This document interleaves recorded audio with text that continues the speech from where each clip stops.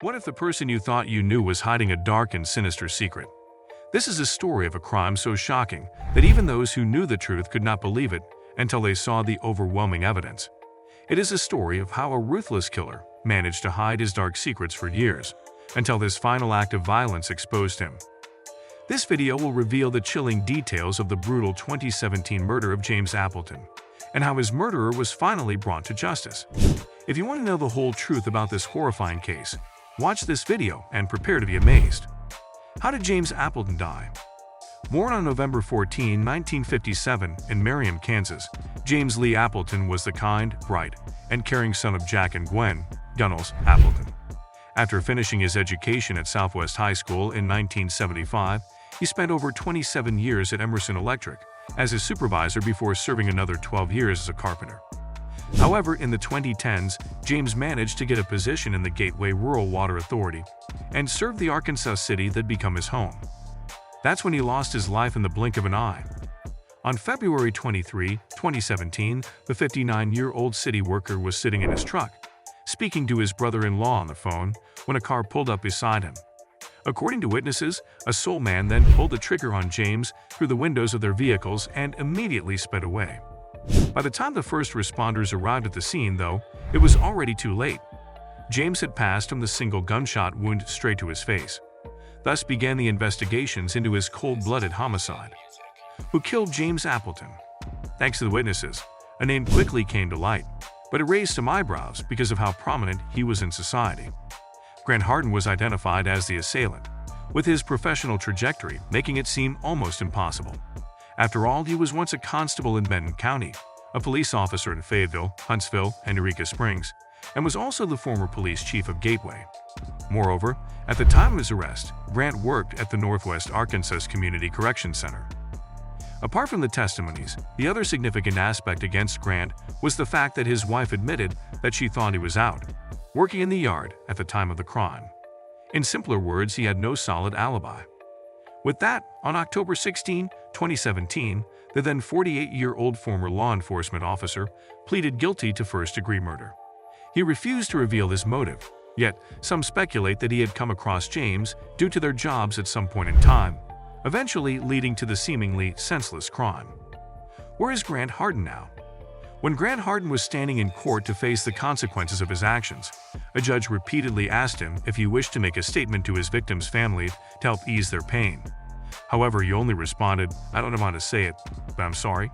Thus, owing to his confession, he received a comparatively mild 30-year sentence in prison. It subsequently came to light that Grant had also sexually assaulted an elementary school teacher in November 1997, when he was 28 and in the police force. As per the teacher's initial complaint, her attacker held a gun as he forced himself on her in the school's teacher's lounge on that ominous day. He wore a stocking cap and sunglasses with no shoes and was extremely careful about not touching any surface. He also ensured to cover her face during the act. This particular move made authorities suspect the possible involvement of someone who knew how the police worked such cases. Yet, Grant had ejaculated, so DNA did link him to the crime. In February 2019, Grant Matthew Hardin pleaded guilty to 2 counts of rape as well. He was sentenced to 25 years on each of the rape counts, meaning that his total penalty went from 30 years behind bars to 30 plus an additional 50 years. As per his plea deal, he'll have to serve 21 years out of the 30 years for murder and 14 years, 7 each, for assault before he can even be eligible for parole. Therefore, today in his 50s, he's incarcerated at the minimum to medium security North Central Unit in Calico Rock, Arkansas. But that's not all. Grant Hardin's crimes did not end with the murder of James Appleton and the rape of the teacher. He was also accused of sexually abusing a minor, who was his relative for several years. The victim came forward in 2018 and told the police that Grant had molested her since she was 12 years old. She said that he threatened to kill her and her family if she ever told anyone. She also said that he forced her to watch pornographic videos and perform sexual acts on him. Grant Hardin was charged with 10 counts of rape, 2 counts of sexual assault, and 1 count of incest in relation to this case. Help us help you. Okay. Tell me this. I do apologize on the phone. No, I'm not mad at you. I'm going to. He pleaded not guilty and claimed that he was innocent. He said that the victim was lying and that she had a grudge against him. He also said that he had never watched pornography in his life. However, the police found evidence on his phone and computer that contradicted his claims. They also found DNA samples that matched his and the victim's. Committed, and that's why we got you here, is because we need to talk to you, find out where you're at. Does that make sense? Yes. Okay, so I don't know if I scared you at the beginning or what. In March 2020, Grant Harden was convicted of all the charges against him in this case. He was sentenced to life in prison without parole, plus an additional 200 years. This means that he will never get out of prison and will die behind bars. He is currently serving his sentences at the North Central Unit in Calico Rock, Arkansas, where he is isolated from other inmates for his own safety. He has no visitors, no friends, and no hope. He is a man who betrayed his oath, his family, and his community. He is a man who committed unspeakable crimes and showed no remorse. He is a man who will forever be remembered as a monster.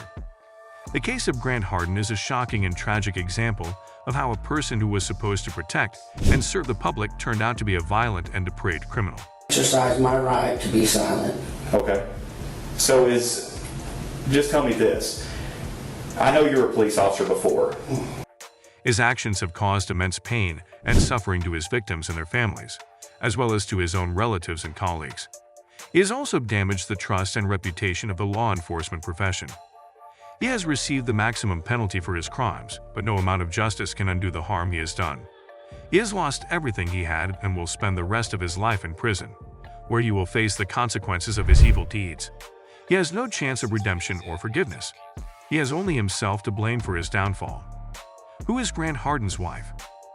Grant Matthew Harden and Linda G. Harden met and started dating in 1995, while he'd already started working as a cop.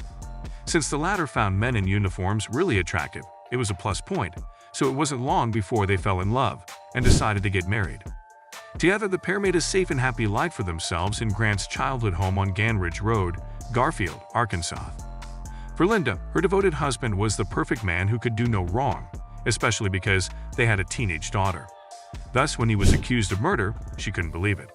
Why you're here, and you being a police officer, you understand that. I need to rule you out as a suspect in a crime that's been committed. According to Linda's statements to the officials, on February 23, 2017, the day James was killed close to their residence, Grant was on their property the entire time. She stated that he was working in their yard, and as their windows opened up to it, she also insisted that he stayed there. Linda added that the Harden family then went out for dinner, where her husband looked a little off and suddenly told her she would be all right no matter what.